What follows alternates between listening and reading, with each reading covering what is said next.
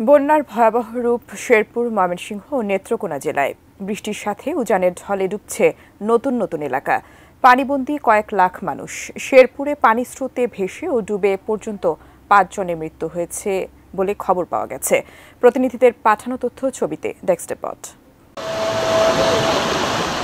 হঠাৎ পানির তোড়ে বন্যা পরিস্থিতির চরম অবনতি হয়েছে শেরপুর জেলায়। বানের জলে ভেসে নারীসহ বেশ কয়েকজনের মৃত্যুর খবর পাওয়া গেছে। নদীর পানি বৃদ্ধি পেয়ে প্লাবিত হচ্ছে নতুন নতুন এলাকা। বৃহস্পতিবার থেকে শুরু হওয়া বন্যায় পানিবন্দী হয়ে পড়েছেন 1.5 লাখেরও বেশি মানুষ।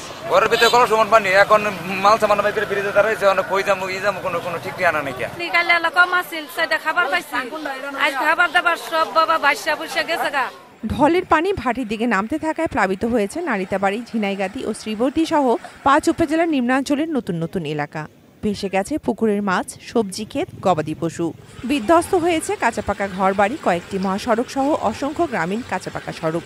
আমার 2.5 থেকে 3 কোটি টাকার মাছ আছিল মিনিমাম, এখন কিচ্ছু নাই, সব চলে গেছে মাছ। আমাদের দেহার মতো কোনো লোক নাই, এ পর্যন্ত আঙ্গার কোনো খাওয়া দাওয়ার কোনো সংগ্রহ করতে পারছি না।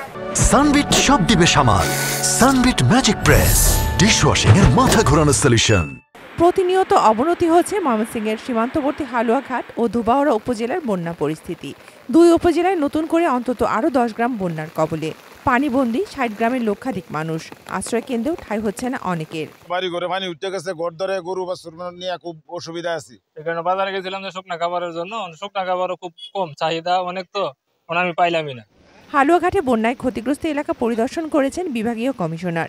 আমাদের প্রস্তুতি আছে, তাদের যে চাহিদা সেই চাহিদা মোতাবেক সরকার আমাদেরকে পর্যাপ্ত সহায়তা দিয়েছে এবং আমরা এখনো প্রায় প্রতি ঘন্টায় ঘন্টায় আমাদের উপরে কথা হচ্ছে।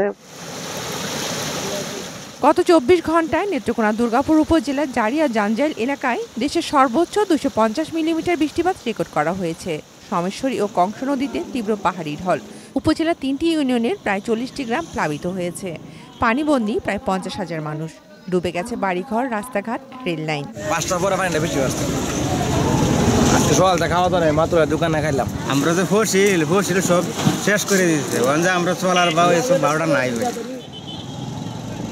Shakil Aziz, desk report, ATN news.